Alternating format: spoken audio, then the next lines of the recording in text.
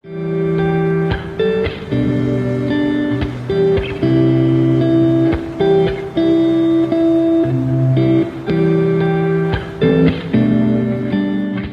everybody, this is Perch, and Free Comic Book Day is coming up, and apparently we're finally going to get the debut of Blade's daughter. Now, if you keep a track at home, buckle up because this has been a kind of a bumpy ride to get to this point, and it's filled with a bunch of it really is a time capsule of the last 7 years in many cases. And before I get there, though, I do want to ask: does Blade need a daughter? And I say that from the standpoint of, I have daughters. I think that, daughters are great, and although and so nothing against that, but um, it, I'm getting slightly exhausted of the children of heroes, generation of heroes. Like the hero is getting too old, so we got to bring in a child hero. And the thing is, if any of this was really working, it would be fine. But it doesn't feel like it's really working. If anything, it just feels like it's burning everything out faster than ever. I think the MCU has a better run at it. The Hawkeye series did go over fairly well. We'll see how Miss Marvel does, but I have a feeling Miss Marvel. I need to break down that trailer a little bit. I know it irritated people, but I think that Miss Marvel movie is ultimately going to finally put Kamala Khan over. I think it's going to work. It's steering into the things that kind of will make the character charming, including ripping off the kind of Scott Pilgrim, Battle Sea universe. That kind of the drawing graphics on and putting some other thing. I mean, there's a quirkiness to what they're doing there that's just going to hit the right tone for that character. Also, changing her powers slightly is probably a good idea. I mean, just look, and when I say good idea, I mean for mass market appeal. I'm a traditionalist, so I would prefer things are never changed. But if you're asking me, okay, your job, I don't care what you want to do, but your job is to make Miss Marvel popular. Yeah, they probably made some good steps there. I think it probably will work. Use the weekend for the theme song for the trailer. It's hitting the notes that are putting it in the best position to be successful. But there's a lot of generational heroes, and it's like they keep going and going and going and going with this. And I think they're forgetting that one of the charms and the magic about the Marvel Universe is that you have these, iconic characters that don't age. And that's actually kind of cool because it reminds us of our own humanity, in fact, that we also would like to not age. And the kids do not have troubles picking up these generational heroes. As long as you keep them, the adventure is good and good escapist entertainment, it's fine. I mean, if you had Captain America in his current comic book talking about, buy war bonds, then yeah, the kids are going to have a hard time adjusting to that. But if you actually put a good adventure out there, it'll be fine. But let's get back to Blade. So Blade was originally announced back in 2015, and it was going to be the Blade's daughter, and she's somehow was like, I don't know, some of the promotion. It's like she was even better in the original Blade. She's an even better hunter and strong, and anyway, whatever. So this book was being produced by Tim Seeley, or he was going to write it. And what happened was when they announced Tim Seeley was doing Blade, a handful, and it really was a handful of people on Twitter complained, saying, "Oh, here's a white guy, all white creative team on a comic with a black lead. You can't find a black woman to write this book." And then so people bitched for several months, and eventually Tim Seeley said, "I'm out. He was going to work with Logan Farber, and he would, basically Blade was going to be old, question his mission, and his daughter, called Fallon Gray, would basically be the hero her dad couldn't be and take charge of killing monsters." Seeley said, "My take on Fallon is that she was an anti-Peter Parker. She's popular, well-liked. Everyone around her thinks she has the future by the balls. But those kinds of expectations come with their own stresses, and part of Fallon's story be dealing with what people expect her to be."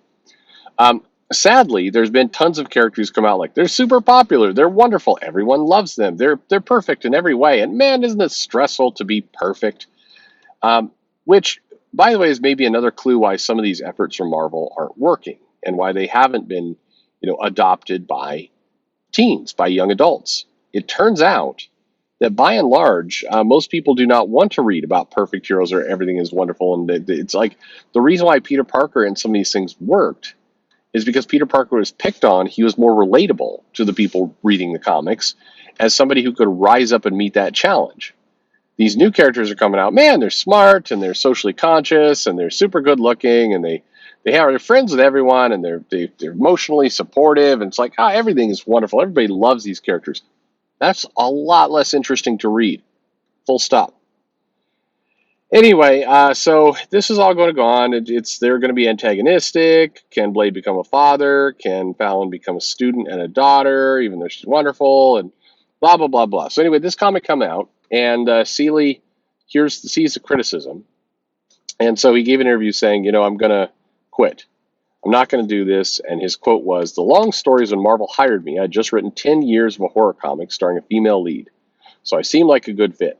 When we threw around ideas of doing Blade's daughter, and when they announced it, Marvel was in a weird place because they had announced the hip-hop covers, and a lot of people saw, here's another black lead with an all-white creative team.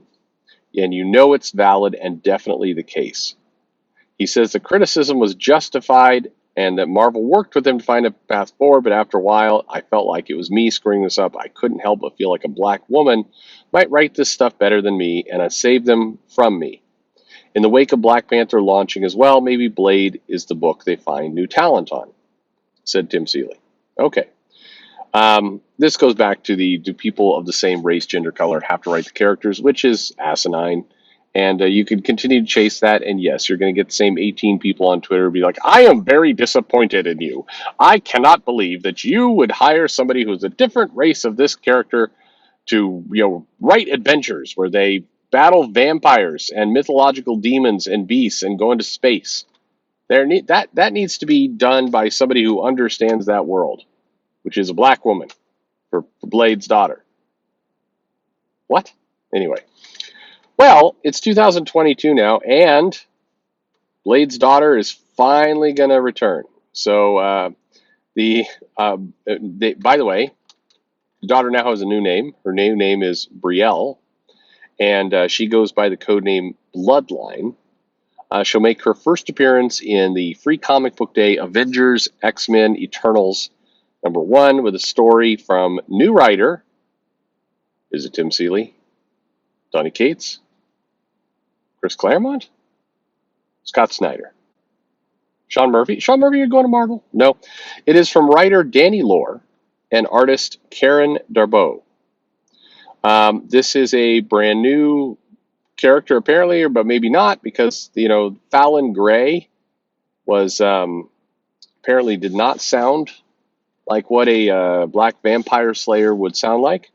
So her name is now Brielle, codename Bloodline, and we don't know much beyond that, other than yes, the Bloodline's inclusion in Avengers X-Men #1 will finally bring Blade's daughter into the comics, and it will imply that Blade will bequeath some of his trademark vampire-killing weapons.